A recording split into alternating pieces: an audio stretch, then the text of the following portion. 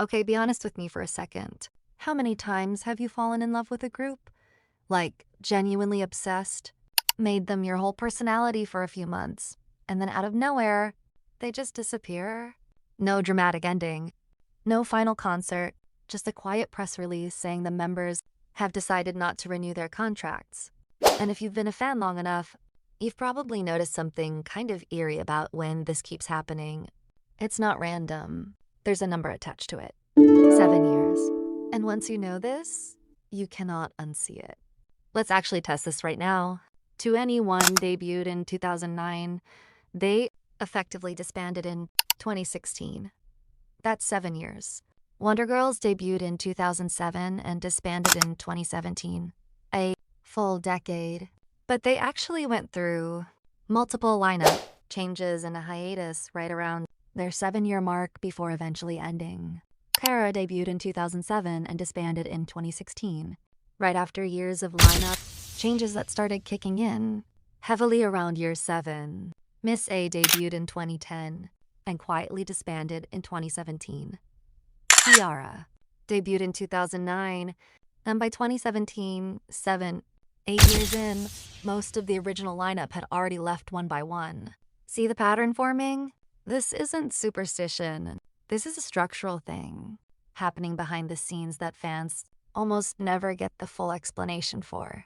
So here's the foundation of it.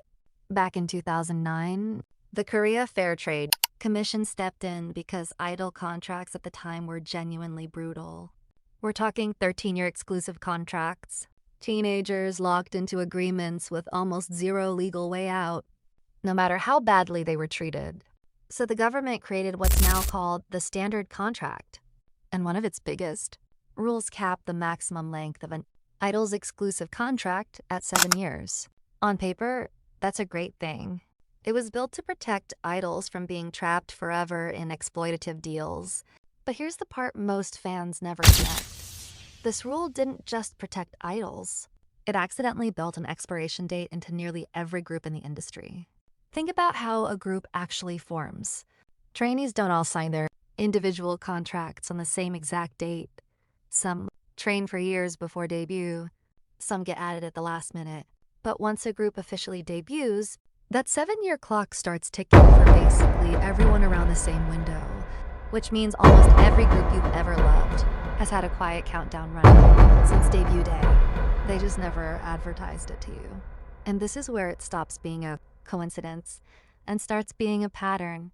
You can actually track group by group, which is exactly what we're getting into next.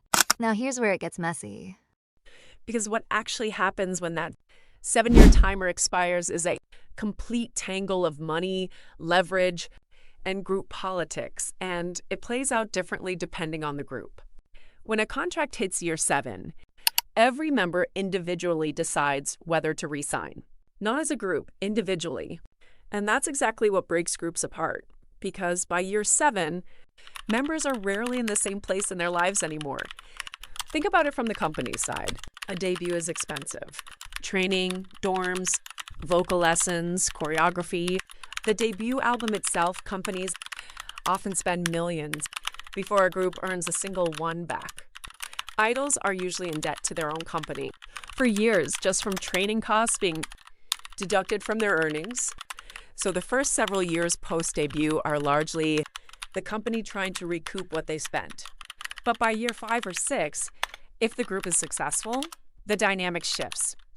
Members start asking an obvious question.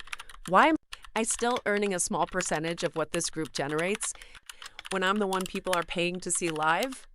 This is reportedly part of what played into EXO's well-documented situation, where several Chinese members, Chris, Luhan, and later Thao, filed lawsuits against SM Entertainment over contract terms and profit distribution, each leaving the group years before EXO's own 7-year mark technically hit. It's also part of why Tidara saw members exit one at a time rather than all together. Contract renewal isn't a single group decision. It's 9 or 6 or 5 separate individual decisions happening on slightly different timelines. And it's not only about money. Sometimes it's simply life. By year 7, Members who debuted as teenagers are now in their mid to late 20s. Male idols face mandatory military enlistment, which can pause a group's momentum for nearly 2 years per member. This is part of why groups like Big Bang and EXO had such long, complicated promotional gaps in their later years. Female idols start thinking about marriage, starting families, or simply wanting privacy again after spending the better part of a decade with none. Here's a stat that should honestly shock you more than it does. A large share of groups that reach their 7-year mark either fully disband or continue with a visibly smaller lineup. Not because of some explosive scandal, just because the contract legally expires. The company's initial investment is usually long paid off by then, and members finally have real leverage to ask, do I want another 7 years of this? Or do I want something different? And companies plan around this wall before it even arrives. That's the most calculated part of the whole system. You'll notice waves of solo promotions, acting side projects, or spin-off subunits suddenly appearing around year 5 or 6 for a lot of groups. That's not a coincidence. That's the company quietly building a backup plan in case the full group doesn't survive. So now here's the part one I actually want your take on. Is the 7-year rule protecting idols, or is it just protecting companies?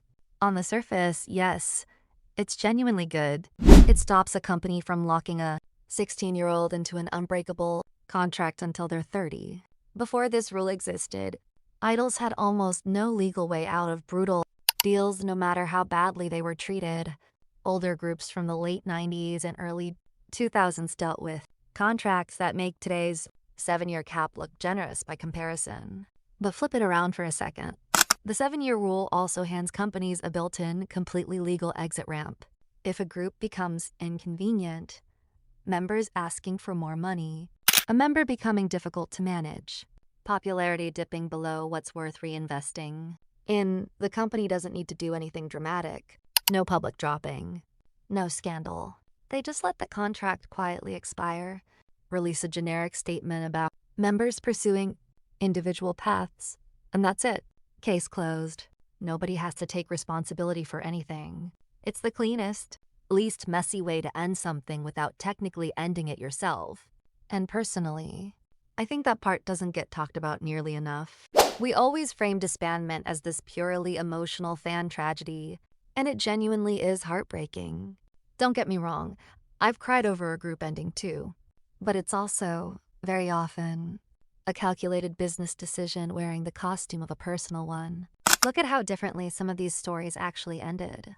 KRA's later years were marked by lineup change after lineup change before the group fully ended in 2016, nearly a decade after debut, worn down piece by piece rather than ending all at once. Wonder Girls, on the other hand, kept evolving, swapping members, taking hiatuses, even trying a US crossover, before finally calling it in 2017, a full 10 years after debut, almost like they were trying everything possible to outrun that 7-year wall before eventually hitting it anyway. So the next time your favorite group hits their 7th anniversary and you see fans starting to panic in the comments, you'll actually understand the mechanics behind it. It's not bad luck. It's not they just grew apart. It's a legal timer that's been quietly running since debut day. And depending on how the company chooses to play it, your favorite group might be walking straight toward the very wall built specifically to end them. All right, I want to know what you actually think. Drop your favorite group's debut year in the comments right now. Go count it. See how close they are to that 7-year mark. And tell me honestly, does this rule protect idols more? Or does it just give companies a clean exit whenever they need one? If breakdowns like this are the stuff nobody actually explains properly are what you're here for, make sure you're subscribed, because this is exactly the kind of thing this channel digs into. I'll see you in the next one.